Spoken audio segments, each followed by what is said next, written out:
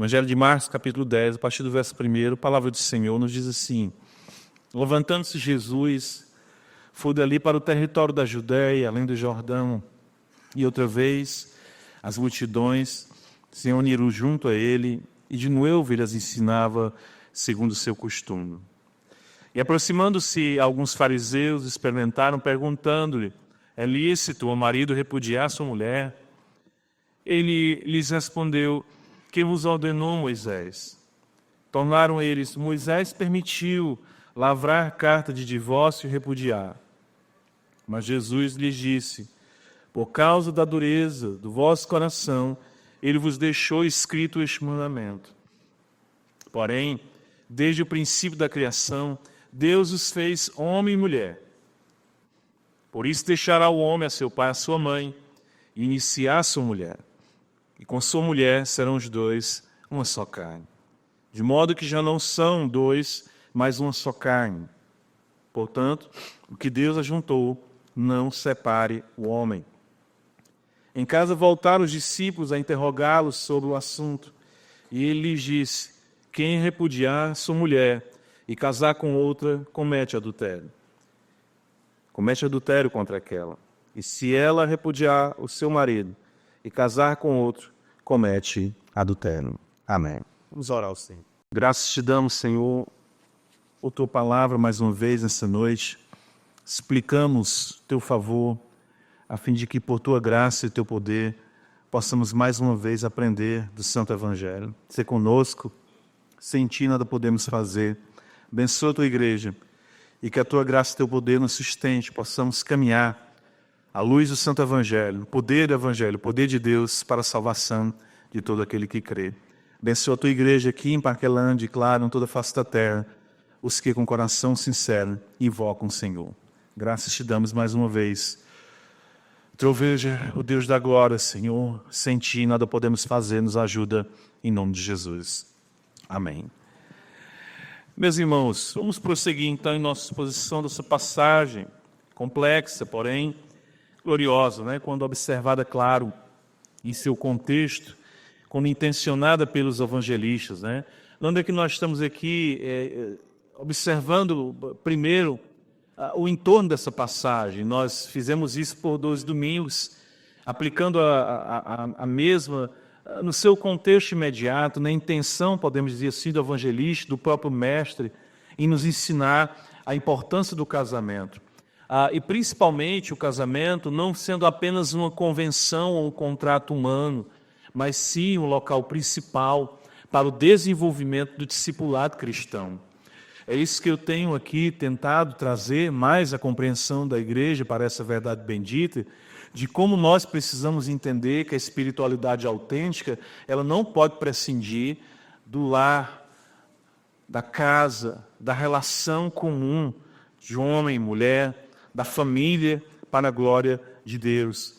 Nós vimos isso de várias maneiras, observando as Escrituras, tanto no seu contexto imediato, como também no todo da mesma. Sempre Deus intencionou tratar com família, porque a família, de fato, reflete o seu ser, a beleza da instituição da família. A família antecede a igreja.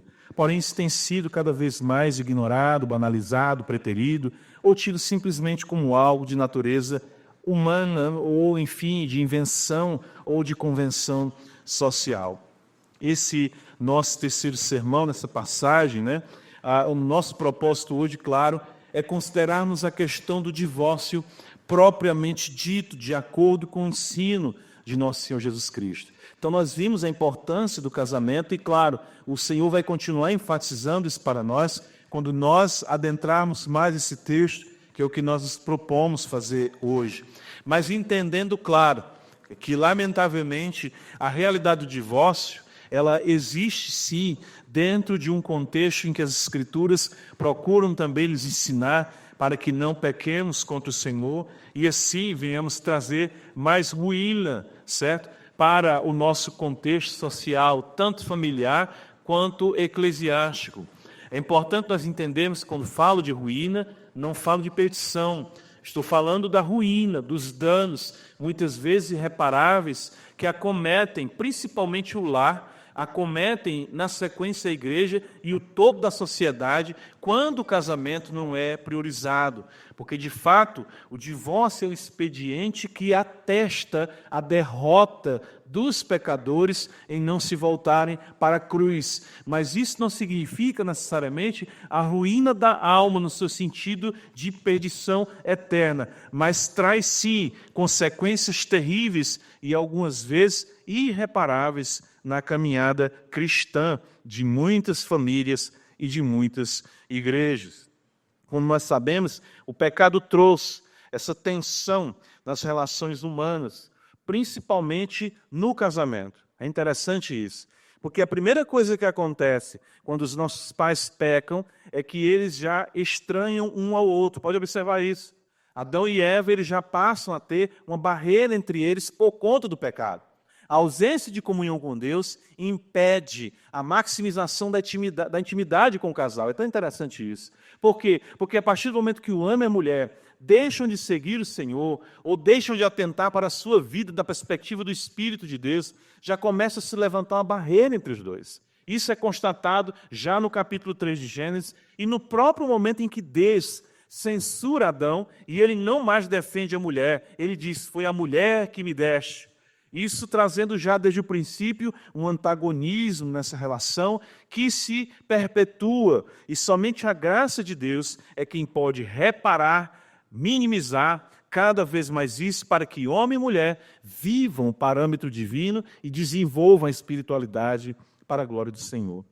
Só a graça de Deus para entendermos o propósito do casamento, as bênçãos do mesmo, ante a realidade dos corações endurecidos que sempre atentam contra o mesmo. Entenda uma coisa, nós lamentavelmente sempre iremos atentar contra o nosso casamento. Você pode ter feito isso hoje. Você pode ter feito isso hoje, porque nós somos, irmãos, lamentavelmente, potencialmente destrutivos. Isso na nossa própria vivência como cristãos e o que dizer daquele que está ao nosso lado. Então, nós temos essa tendência de antagonizar por conta do pecado, nessa oposição absurda contra Deus e nessa oposição absurda contra o nosso próximo. Mesmo entre o povo de Deus, isso é constatado. No contexto, podemos dizer, imediato de Israel, né? Onde nós vemos aqui o povo de Deus, o povo da aliança, mas usando a própria Escritura contra o casamento. E os próprios cristãos, ou seja, muitos equívocos são ensinados e praticados. Assim o foram na época de Israel e assim o é também nos nossos dias da igreja. Então vamos buscar a mente do Senhor em seu Santo Filho, nesse tema que é tão determinante, fundamental para a nossa espiritualidade, para a glória de Deus. Entendo, quando eu falo isso, eu falo do casamento. Porque, de fato, o texto ele se ocupa com o casamento e a importância do mesmo para que nós vivamos uma espiritualidade que glorifique o Senhor. Então, em primeiro lugar, eu quero que os irmãos observem comigo a deturpação das Escrituras por parte dos fariseus naqueles dias, por parte dos crentes naqueles dias. Na sequência, nós vamos observar a Escritura interpretando a própria Escritura. O próprio Senhor Jesus, a palavra encarnada, usa a Escritura escrita, né, para interpretar a Escritura e mostrar que a temática fundamental é o casamento e a sobrenaturalidade do mesmo e a compreensão do mesmo. E, por fim, a constatação do pecado que leva, lamentavelmente, à dissolução da aliança estabelecida pelo Senhor. Então, irmãos, em primeiro lugar, veja, é importante nós considerarmos o contexto daqueles dias. Ou seja, entre os judeus haviam muitos debates, muitas querelas em torno dessa temática. Baseados no texto de Deuteronômio 24, criou-se uma verdadeira banalização quanto à instituição do casamento. Abra comigo em Deuteronômio capítulo 24. Eles chegam para Jesus e tratam sobre isso, porque de fato isso era um tema muito recorrente entre os judeus. A separação, por quê? Porque isso é um problema do coração. Por quê? Porque é um problema de egoísmo, é um problema de dissolução, é um problema de banalização e de uso do próximo sem o compromisso com Deus. Isso, então, sempre esteve no contexto da humanidade caída. e isso não deixou de se perpetrar no contexto do povo da aliança. Veja Deuteronômio capítulo 24, que está escrito: se um homem tomar uma mulher e se casar com ela, e se ela não for agradável aos seus olhos, por ter ela achado coisa indecente nela, e se ele lhe lavrar um termo de divórcio e lhe der na mão, e a despedir de casa, e se ela saindo da sua casa for e se casar com outro homem, e se este aborrecer e lhe lavrar termo de divórcio e lhe der na mão, e a despedir da sua casa, ou se este último homem que a tomou para si, por mulher vier a morrer, então seu primeiro marido que a despediu não poderá tornar a desposá-la para que seja sua mulher, depois que foi contaminada, pois é abominação perante o Senhor. Assim não farás pecar a terra que o Senhor teu Deus te dá por herança. Então, esse é o texto no qual Moisés legisla sobre a carta de divórcio. Muitos judeus, com base nesse texto, se divorciavam de suas esposas pelos motivos mais absurdos e banais que os irmãos possam imaginar. Então, o texto fala de coisa indecente. Então, para alguns judeus, por exemplo, alguns rabinos de renome, como Hillel ou Hillel, como alguns chamam, por exemplo, era indecente uma mulher ela estragar uma refeição. Na visão dele era algo absurdo que ela estivesse estragando o alimento. Queimou o arroz, vamos usar aqui para os nossos dias. Eu não quero mais essa mulher. Aí vocês dizem, mas pastor, que absurdo. Sim, mas não está aqui a carta de divórcio? Na interpretação desse rabino, qualquer problema justificava um homem lavrar uma carta de divórcio e deixar a sua mulher. Outro rabino chamado Akiba permitiu ser também dado carta de divórcio no caso de um homem encontrar uma mulher mais formosa do que a sua. Os irmãos percebem? Isso no contexto do povo de Deus, no contexto da aliança. Eles pegaram a palavra de Deus e começaram a deturpar as Escrituras para justificar as suas paixões, justificar a sua maneira mesquinha e arrogante de agir. Já outro rabino mais tradicional, Shammai, dizia que unicamente se algo indecente ou a ausência de castidade fosse constatada, seria permitido o divórcio. Shammai se aproxima mais do que Cristo vai ensinar. O fato, irmãos, é que, deturpando as Escrituras para a gratificação das suas paixões e justificação de sua dureza de coração, os judeus colocavam a Escritura contra a própria Escritura e se valiam disso, citando mestres dos seus dias, da sua época, para apoiarem as suas dissoluções. Então, os irmãos, pensem nisso. Talvez você vai dizer, mas por que, pastor, Moisés, então, permitiu dessa carta de divórcio, se esse era o contexto? O que Moisés estava fazendo era protegendo as mulheres. Porque um caso de fato de um adultério se demandava o que perante a lei de Moisés? O apedrejamento. Então, aquela mulher ela saiu daquela relação sem ser passível, vamos dizer, de uma pena capital. De que aquele homem estava deixando ela pelas razões que ele elencou, mas não consistiam de fato em um adultério, né? Um adultério flagrante, algo constatado, algo realmente considerado ali como fato incontestável. Então, era uma maneira de se proteger, alguns estudiosos destacam isso. Até mesmo a mulher que era separada do homem naqueles dias, o marido a repudiava, colocava para fora de casa, literalmente era para fora de casa sem direito nenhum, sem coisa alguma. Não havia nenhuma legislação para isso. Então ela saía pelo menos com aquela salvaguarda, vamos dizer, de que não seria morta e de que alguém poderia ampará-la, como no caso, a Deuteronômio 24 diz que ela poderia encontrar outra pessoa, aquele homem, casar com ela. Mas os judeus, eles estavam procedendo dessa forma. Ou seja, eles achavam que poderiam se despedir ou despedir o cônjuge, principalmente as esposas, dessa maneira tão vil, dessa maneira tão banal. O que Jesus faz então? Volta comigo para Marcos capítulo 10. Né? Jesus chama eles às Escrituras, né? E eles apresentam Moisés. Jesus pergunta assim, o que é que Moisés ordenou? O que é que está escrito? E eles então citam Moisés, só que eles fazem de maneira carnal e mesquinha. O mestre afirma então que tal concessão, veja no versículo número 4, por causa da dureza do vosso coração é que ele deixou escrito este mandamento. Não é esse o propósito original do Senhor. Jesus está dizendo para eles, foi uma concessão por dureza de coração, mas não é esse o propósito do Senhor para o casamento. Abra comigo no livro do profeta Malaquias, voltando só um pouco. Nós esquecemos muitas vezes isso, né? Olha o que está escrito. Malaquias, capítulo de número 2. Os irmãos vão observar, e é importante nós entendermos a Escritura com a própria Escritura, que de repente você pode dizer assim, mas como pode isso? Veja, por exemplo, o versículo 16 do capítulo 2 de Malaquias, livro esse que nós expusemos também aqui na igreja. Veja que está escrito, porque o Senhor Deus de Israel diz que odeia o repúdio, e também aquele que cobre de violência suas vestes, diz o Senhor dos Exércitos.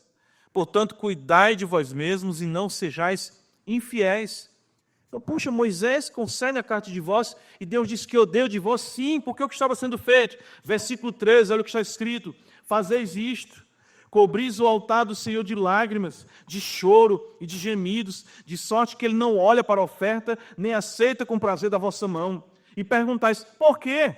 Porque o Senhor foi testemunha da aliança entre ti e a mulher da tua mocidade, com a qual tu foste desleal, sendo ela tua companheira e mulher da tua aliança.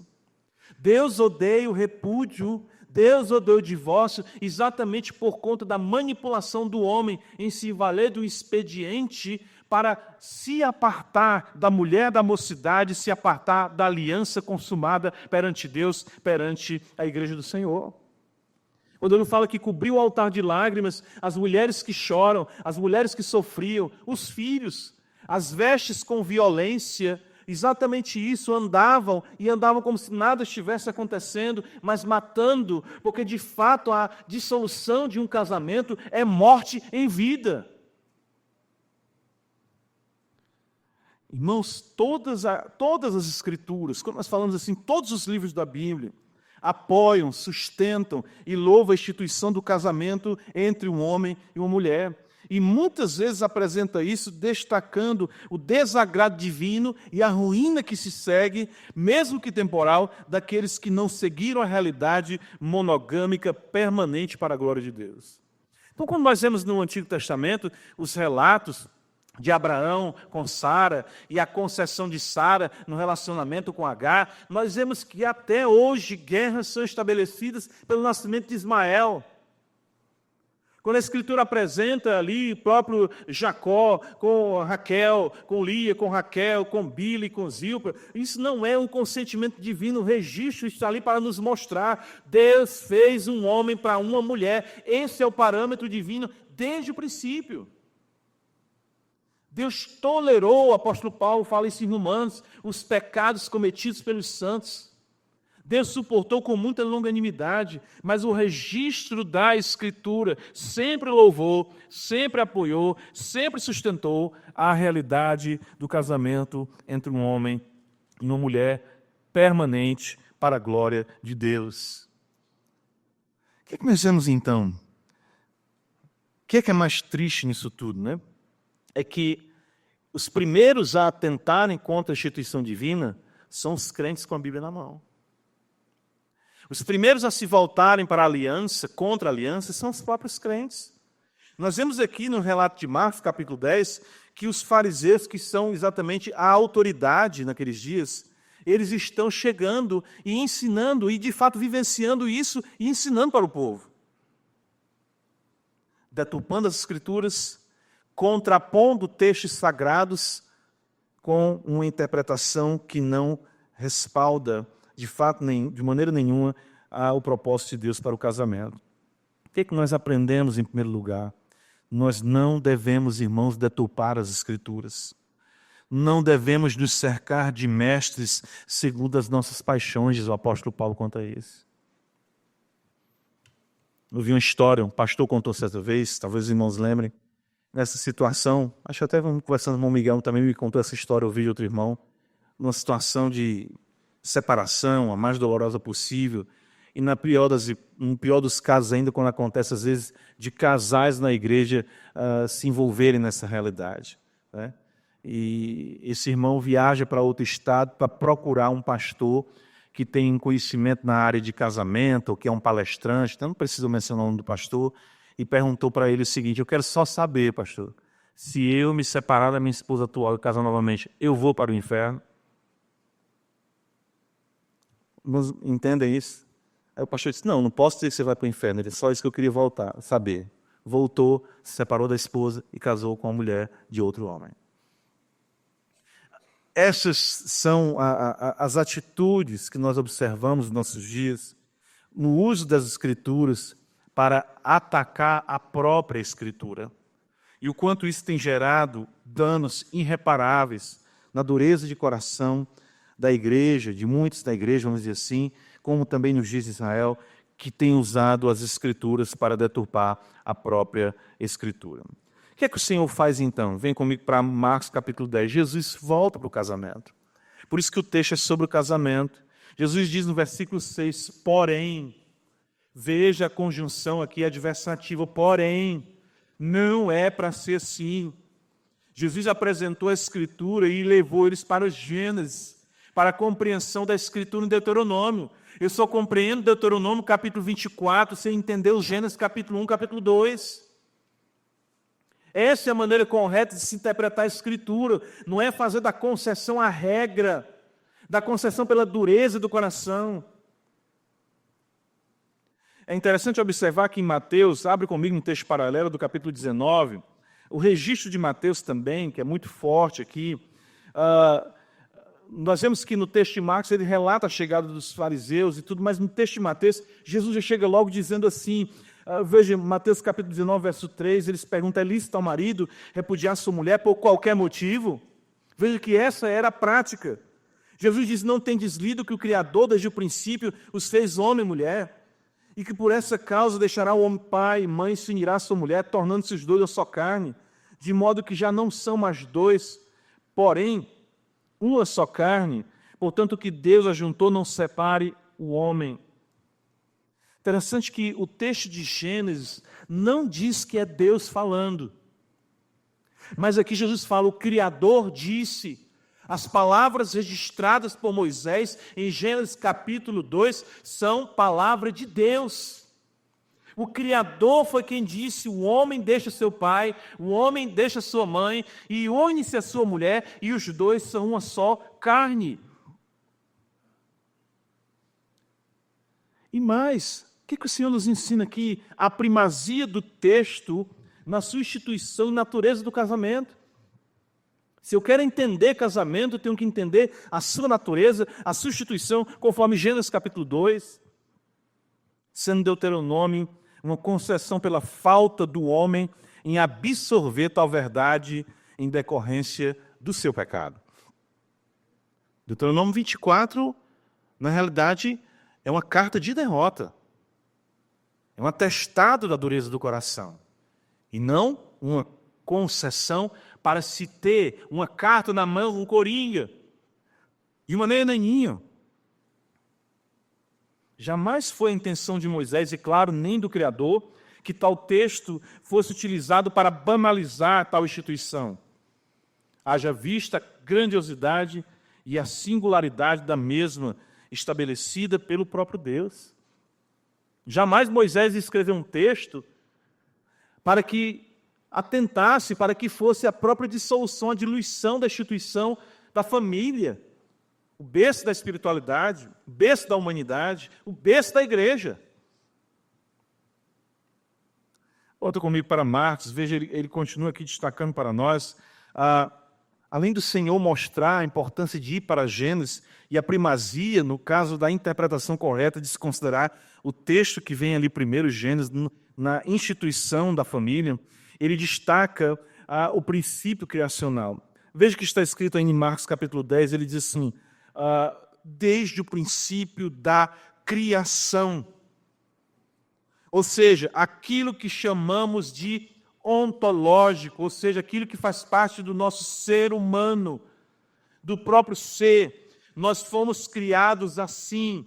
Nós funcionamos assim, só seremos felizes assim, sendo que Deus estabeleceu para sermos na própria malha do nosso ser. É interessante isso. O homem foi feito para apenas um amor, a mulher também foi feita apenas para um amor. Isso está na malha do homem, por isso que não é tolerável, não é suportável, não é aceitável. Ainda que algumas culturas queiram dizer, ainda que a revolução sexual queira afirmar isso, Deus fez um homem para uma mulher, isso está na criação. O mundo só funciona assim. A ruína da sociedade, os males que acometem a igreja, vêm todos eles do atentado contra essa realidade. Esse é um fato humano universal. Pastor, mas tem tribos aí que o homem tem várias mulheres. Ele só ama uma. Ele pode se utilizar das outras, mas ele só ama uma. Deus fez dessa forma, porque Deus é um Deus que só tem um amor. O amor dele é Cristo Jesus, nosso Senhor. Então, quando ele faz o casamento, ele faz a mesma realidade. Para que sejamos imagem e semelhança dele, amemos apenas um só, para a glória do seu nome. Empiricamente, nós podemos observar o quanto isso é real. Acho muito interessante. Isso é o aspecto positivo, ou seja, do bem-estar inerente da união a dois em amor e fidelidade. Você pode ter tudo, mas se você não estiver bem com a sua esposa, você está vivendo um verdadeiro inferno. É interessante isso. É a maneira como Deus nos criou. É a maneira como Deus nos fez. Se a sua casa não está bem, você pode estar bem no trabalho, você pode estar bem financeiramente, você pode estar bem nos seus estudos, você pode estar bem de saúde, mas um lar sem harmonia é uma amargura para todos esses aspectos aí.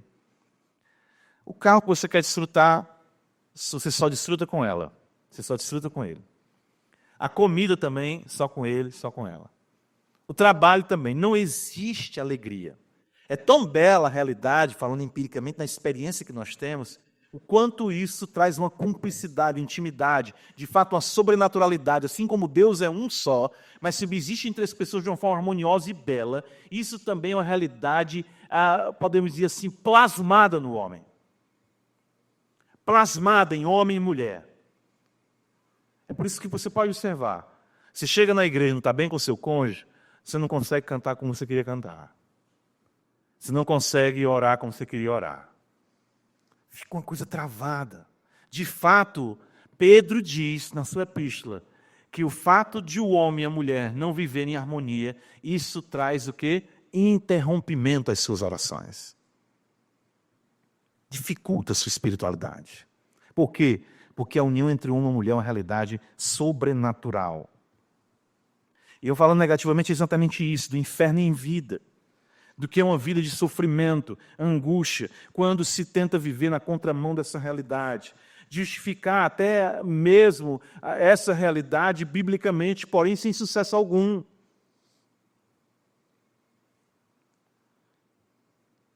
É muito interessante isso.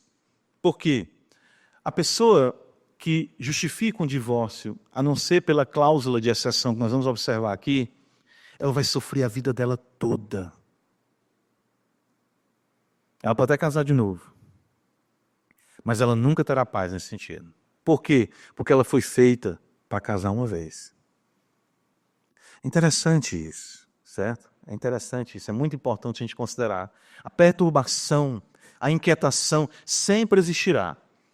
Lembra que nós não estamos falando aqui de soteriologia, ok? Nós deixamos isso bem claro, né? Mas dos danos irreparáveis que ficará na mente da pessoa quanto aquilo ali. Eu conheci, falando aqui para os irmãos, conheci já nesses, em janeiro agora, completamos 20 anos pela bondade de Deus pregando o Evangelho. Já ouvi muita história, já vi muita coisa. E eu conheci pessoas chorando dentro de mim e dizendo assim, pastor, eu queria ter a mente que eu tenho hoje, quando eu me separei da minha primeira esposa. Eu não teria feito isso. Eu lamento demais, embora eu estivesse casado novamente. Por quê? Porque a pessoa sabe, entende, vê a singularidade do casamento. O mestre, então, destaca, veja, além do princípio criacional, Jesus chama atenção, não tenho como exaurir aqui o texto todo, mas eu destaquei esses 2 pontos para nós. Aliás, esses 3 dentro desse ponto de Cristo interpretar a própria Escritura. Ele destaca Gênesis em primeiro lugar, para interpretar Deuteronômio. Ele chama para o princípio criacional e ele chama para a beleza e singularidade do casamento, no fato de o mesmo ser criado pelo próprio Deus para refletir o próprio Deus. Veja o que está escrito, ele diz assim: porém, desde o princípio da criação, verso 6 de Marcos capítulo 10, não foi assim. De fato, desde o princípio da criação, Deus fez homem e mulher. Por isso deixará homem, seu pai e a sua mãe, e iniciar a sua mulher, e com a sua mulher serão os 2 uma só carne. Muito interessante isso.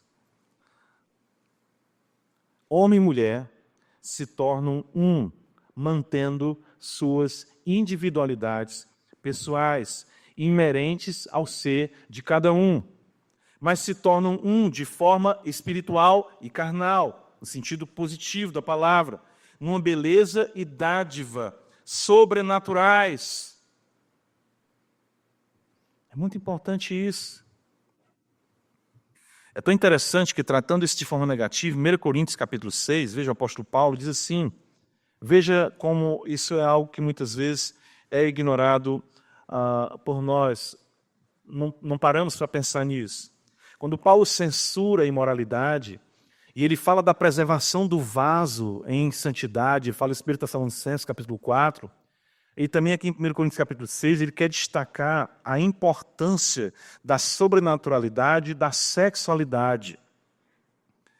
Então Paulo vai dizer em 1 Coríntios capítulo 6,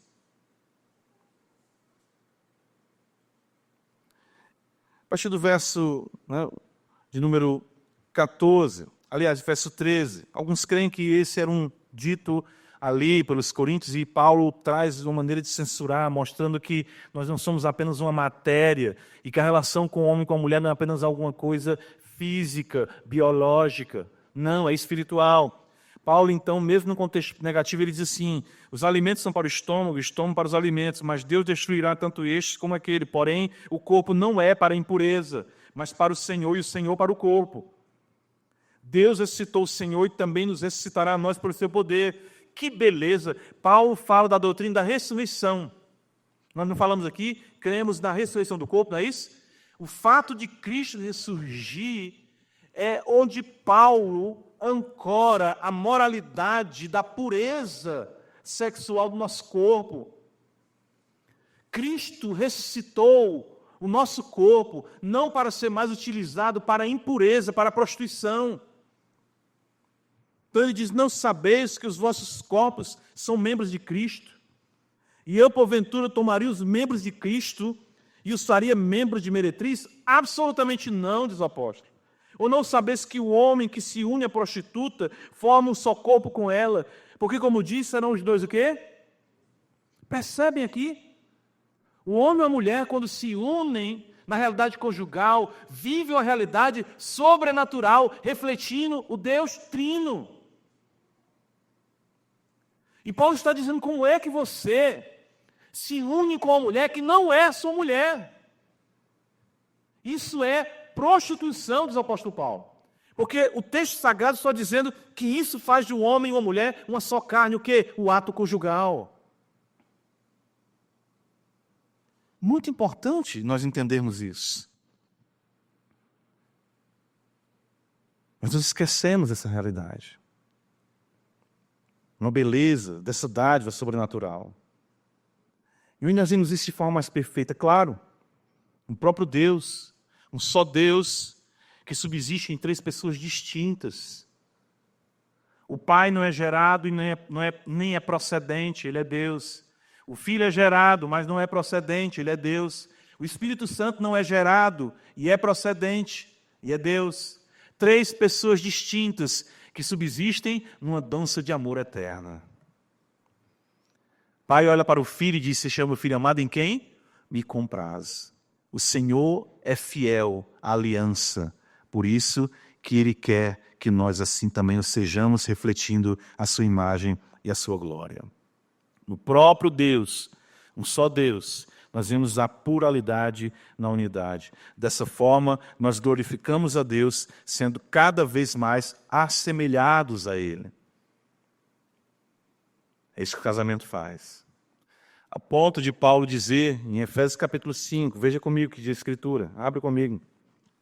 Efésios capítulo 5, quando Paulo fala de sermos cheios do Espírito, a primeira coisa que ele vai tratar na sequência é sobre o lar cristão, as mulheres e os maridos.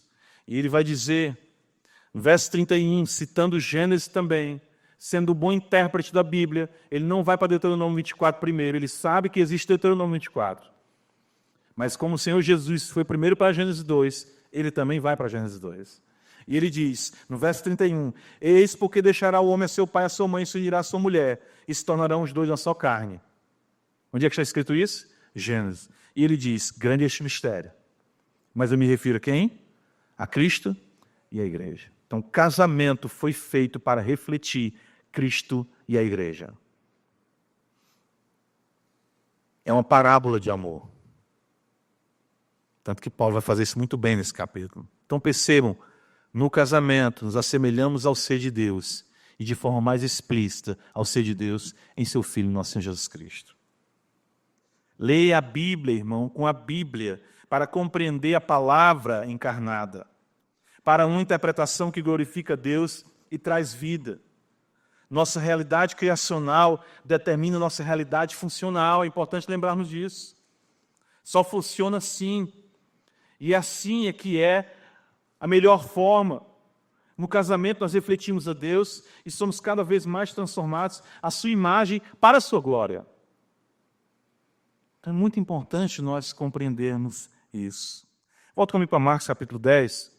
Eu quero concluir então constatando o pecado com a cláusula de exceção que nós encontramos nos textos paralelos de Mateus 19 e também em outros textos das Escrituras. A conclusão do mestre, Marcos capítulo 10, é a seguinte: portanto, que Deus ajuntou, não separe o homem. Os discípulos então interrogam ele em casa e ele diz, quem repudiar sua mulher e casar com outra comete adultério contra aquela. E se ela repudiar seu marido e casar com outro, comete adultério. Abre comigo em Mateus capítulo 19 e veja que Mateus registra a cláusula de exceção que nós não vemos em Marcos. Por quê, pastor? Porque Marcos já pressupõe que a sua audiência já entende que o adultério é a única cláusula que pode justificar a dissolução da aliança entre marido e mulher. Ainda que não seja a cláusula imposta, mas é a única que pode justificar.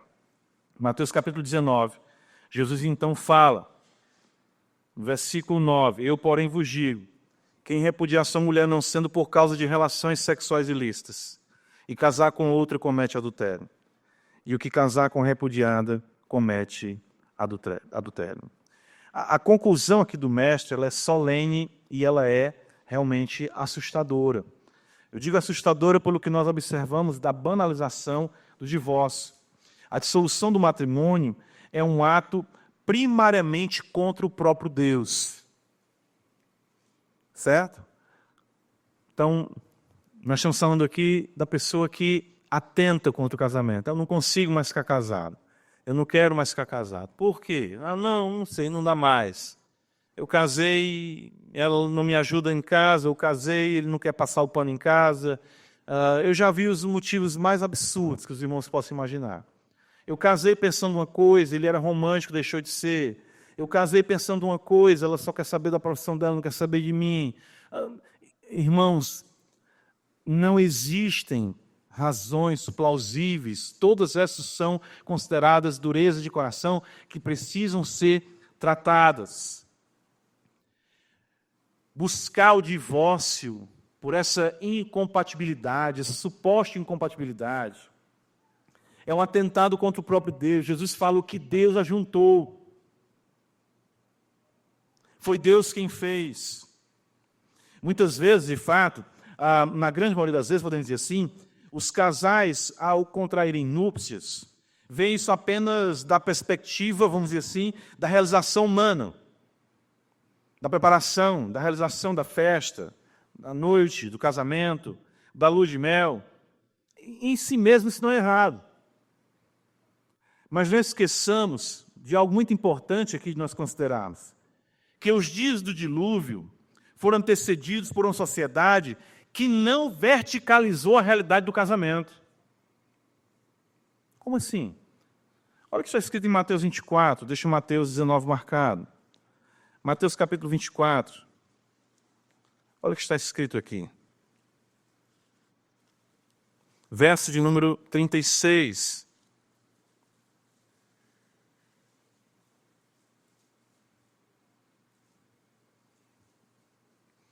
Verso 38. Porquanto assim como nos dias anteriores ao dilúvio, comiam e bebiam. Comer e beber é pecado? Não. Casavam-se e davam-se casamento. É pecado? Não. É mandamento divino. Até o dia em que Noé entrou na arca. Mas olha o que diz o verso 39. E não o quê? O perceberam. As pessoas que casam e não percebem o que é o casamento e o preparo que o casamento traz para a vinda do Senhor, se portam como gentios. Então nós temos que entender que o casamento não é apenas os proclames, né? O convite, o chá de panela, né? O chá de casa nova, né? O casamento, a festa, a lua de mel, as aquisições. Não, o casamento é muito mais que isso. É Deus juntando um homem e a mulher para refletir quem Ele é. Isso é discipulado cristão, isso é vida cristã. Por essa razão é muito difícil. Eu já recebi convites, algumas pessoas me pediram descrentes para eu celebrar um casamento. Eu não tenho como celebrar um casamento de um descrente nesse contexto. Como é que ele vai entender Cristo e a igreja? Embora a instituição ela tenha o seu valor. Casamento é sobrenatural, casamento é obra de Deus e a ordem é bem clara, não o separe o homem. A Escritura diz isso. Diferentemente de todos os pretextos elencados pelos rabinos dos dias de Jesus, Aquiba ou Hilel ou qualquer outro, o mestre só viu uma razão para a dissolução do vínculo, ou seja, o adultério. Somente essa razão. Marcos não menciona, como eu já disse para os irmãos, por já pressupor essa realidade na sociedade romana também, bem avançada na compreensão disso. É porque os judeus, além do adultério, criaram N possibilidades para o divórcio. O apóstolo Paulo, 1 Coríntios capítulo 7, amplia essa percepção no que chamamos de abandono irremediável do lar, que consiste basicamente na mesma coisa, abandonar o cônjuge, romper a aliança. Claro que essa questão do abandono vai envolver muitas questões que precisam ser analisadas, estudadas, acompanhadas pastoralmente, caso a caso. Não existem outras cláusulas de exceção. É adultério a separação para ambos os cônjuges, se não houver ruptura no laço conjugal por conta do adultério e do abandono irremediável do lar. De fato, o Senhor Jesus diz que se expõe ao adultério e expõe o cônjuge ao adultério, quem assim procede, seja homem ou seja mulher, conforme relatado em Marcos, como nós vimos essa noite. Agora, um fato interessante, né? Nós compreendermos isso. Capítulo número 19 de Marcos, Jesus vai dizer assim, verso 9. Eu creio que pautado até em Deuteronômio ainda 24, porque Moisés, quando concede a carta de divórcio, ele diz assim que aquela mulher, saindo com a carta, casar com outro homem.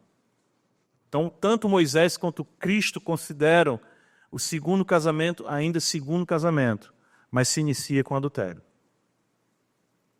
A percepção, o quebrantamento, o arrependimento e a busca de perdão diante do Senhor deve ser necessário.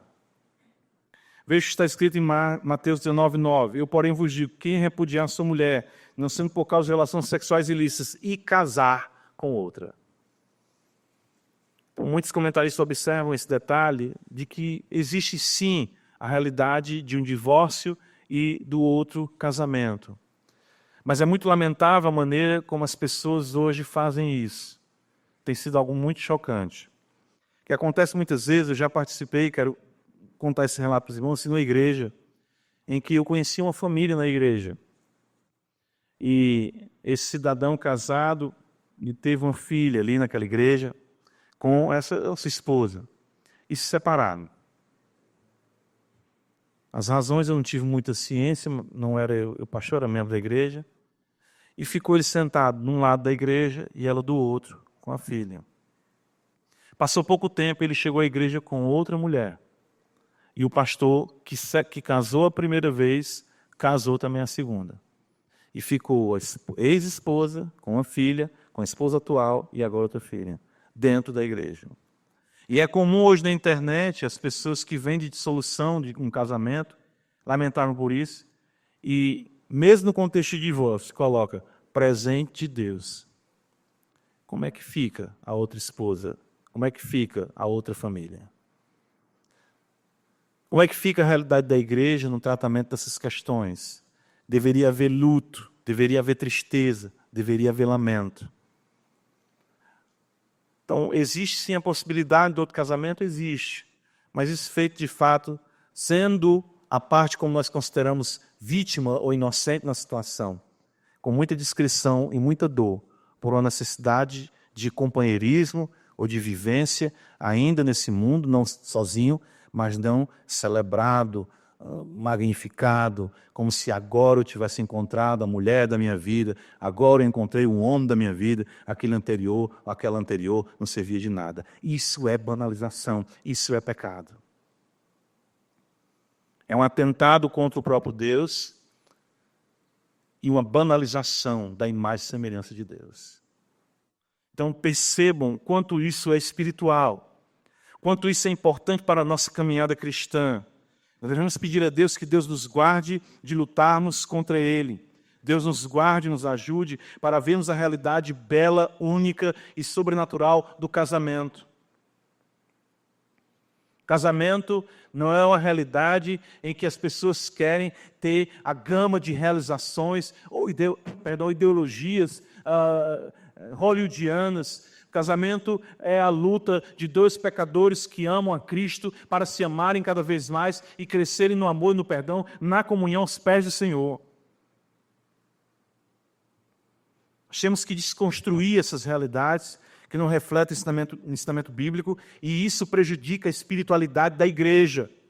Isso prejudica a nossa comunhão. Isso prejudica o avanço do reino de Deus. Isso desestrutura famílias, destrói lares e traz à nossa sociedade e à própria igreja filhos desestruturados pela ausência de lares que não conseguiram, por a dureza de seu coração, caminharem na fidelidade do voto feito diante de Deus, diante da igreja e diante da sociedade. Eu gostaria de concluir com algumas aplicações que nos ajudarão a recapitular e, claro, consolidar tudo que consideramos até agora. Em primeiro lugar, sempre desconfie das interpretações bíblicas que favorecem o seu pecado. Sempre desconfie. Eu sempre desconfio de mim, porque para aquilo que eu gosto, eu encontro um texto para apoiar. Mas eu sei que é uma paixão minha. É melhor toda vez se enxergar pecador do que se eximir da graça e do perdão que há na cruz. É melhor toda vez que pecar dizer, é pecado, Senhor, isso é errado. Eu estou pecando contra ti, contra o céu, estou pecando contra a minha esposa, estou pecando contra os meus filhos. Eu não vou justificar o meu pecado. Eu sou pecador. Se denuncie diante de Deus. Não fique procurando capítulos da Bíblia para justificar a fera que existe dentro de você. Mate a fera a cada dia que existe dentro de você. Alguns dias você vai sofrer mais dano. Mas com a cruz de Cristo você poderá cada dia vencer mais um pouco o pecado que persiste em usar a Bíblia contra a sua espiritualidade. É isso que faz a diferença de um crente para um ímpio. Só dizer, mas Moisés não disse isso. Eu fico assim, meu Deus. Eu vejo chegar para mim, pastor, eu estava vendo um vídeo, o pastor fulano de tal disse isso, pastor fulano de tal disse isso. Ou como esse exemplo que eu falei para os irmãos, camarada faz um voo para outro estado e quer saber do pastor, eu vou para o inferno ou não vou? Você tinha que perguntar o seguinte, como é que eu faço para restaurar meu casamento? Como é que eu faço para deixar de ser egoísta, amar minha esposa, amar meu marido? Isso é o evangelho. Segundo lugar, sempre se volte para Cristo como a chave hermenêutica de toda a palavra escrita. A palavra encarnada sabe o significado da palavra escrita, porque ela mesma testifica dele. Ele disse isso: examinai as Escrituras, porque julgaste ter nelas a vida eterna, e elas dão testemunho de quem? De mim, diz o Senhor. O que é que eu quero saber da vida? Não quero saber como eu devo me portar no meu casamento. Marcos 10, Mateus 19, Mateus 5, 31 e 32, Romanos 7, 1 Coríntios 7. Se volte para Cristo. Não é porque hoje tal, tem algumas questões. Eu lembro, certa feita, eu falei aqui para os irmãos, estava tratando exatamente de uma realidade como essa, em outro estado. Recebi no gabinete pastoral um cidadão, e ele chegou e começou a falar horrores da esposa e tudo, e eu comecei a citar para ele o texto bíblico. Disse: mas meu irmão Paulo diz assim. Não, mas Paulo disse isso. Eu disse: o quê? Não, é porque isso aí foi Paulo. Sim, mas é a Escritura. Paulo é apóstolo do Senhor. Não, acho que Paulo, nesse sentido aí, ele... Eu fechei a Bíblia e disse: terminou o nosso aconselhamento. Por quê? Porque se esse livro não estiver sobre nós, não existe razão alguma para nós continuarmos essa conversa. E ele foi embora, e só Deus sabe como é que está a vida dele. Eu acho que a última notícia que eu tive, ele estava indo para o salão do reino da Testemunha de Jeová, e separado da esposa, como ele bem queria. Terceiro lugar, tudo o que precisamos está no Evangelho, na sua expressão intensa do Novo Testamento e na sua forma seminal desde a criação.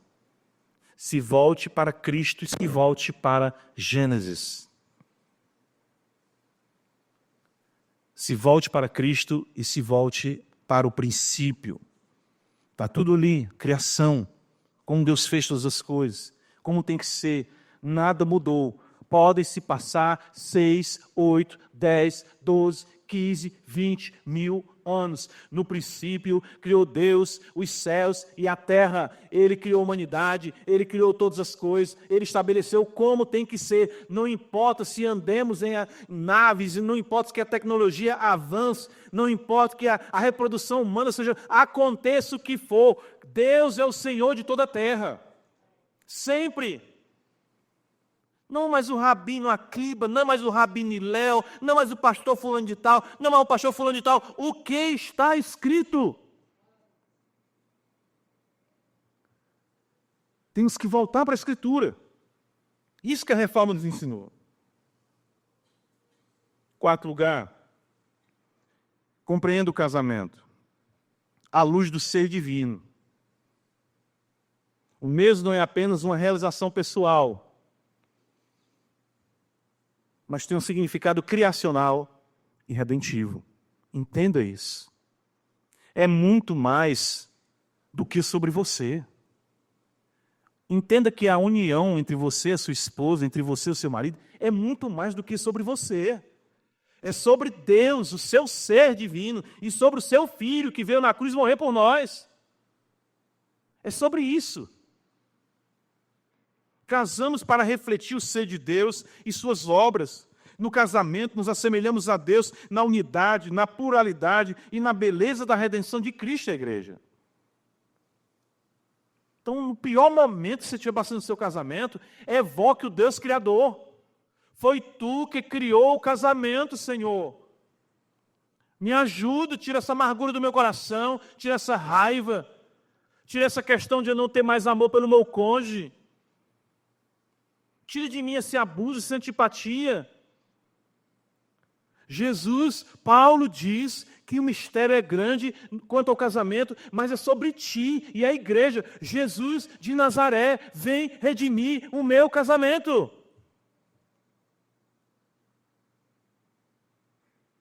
Por fim, a perfídia, a deslealdade, destrói as relações. A relação com Deus, primariamente, a relação com o cônjuge, a relação com a família, a relação com a igreja e a relação com a sociedade. Tão importante isso, que a pessoa, Provérbios vai dizer, que quem adultera é louco. Provérbios diz, só quem está fora de si comete tal prática. e quer se arruinar-se. Quer se arruinar, é a ruína. Por quê? Porque é a ruptura. Está vendo aí? É a ruptura. Deixa eu montar uns botõezinhos ali. É a ruptura de tudo, irmãos. E pode observar o quanto isso é lamentável, porque o indivíduo, eu digo assim, não estou falando de forma pejorativa, vamos falar assim, o homem, a mulher que assim procede, querem reinserir outra família, outra pessoa, tanto no contexto da própria família, os familiares ficam sem entender. Poxa, você está ali casado há 20 anos, há 30 anos, há 15 anos, há 10 anos. E quem é? Essa aqui é a Firmina. Não sei se tem um Firmina aqui, não. Firmina, Firmina, não sei nem quem é a Firmina. Não, é a mulher da minha mãe. Não, as coisas mudam, pai, mãe. Meu Deus, é um caos.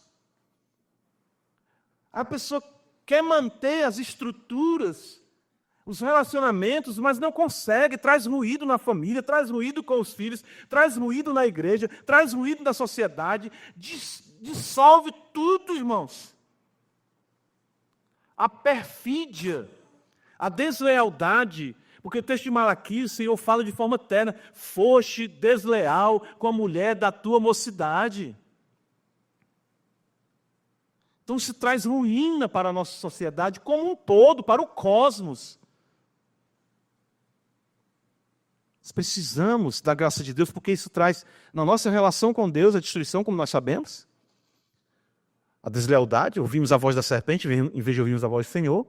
E na sequência, a deslealdade de forma total. Irmãos, casamento, ele é muito mais do que uma convenção, do que um contrato social. Voltando ao que nós falamos desde o princípio da nossa primeira prédica.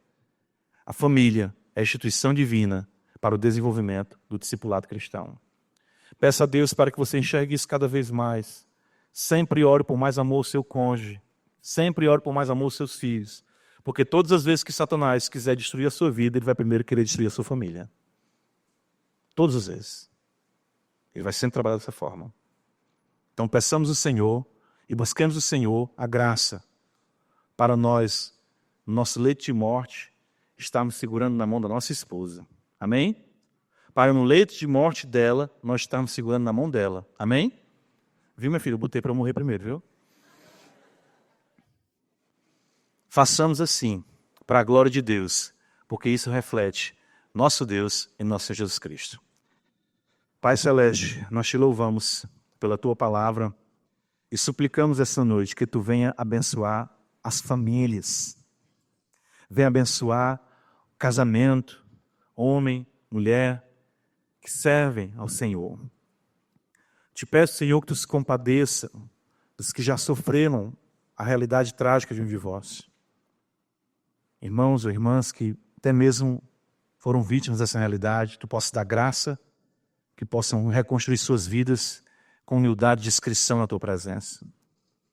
E ajuda para que prossigamos no amor de uns para com os outros, a começar no nosso quarto, se estendendo para os nossos filhos, se estendendo para a nossa amada igreja e, claro, sendo bênção para a sociedade. Assim o Senhor estabeleceu, assim agrada o Senhor, assim é para a glória do Senhor. Tem misericórdia de nós, somos pecadores, e nos sustenta pelo teu amor em Jesus Cristo, nosso Senhor. Amém.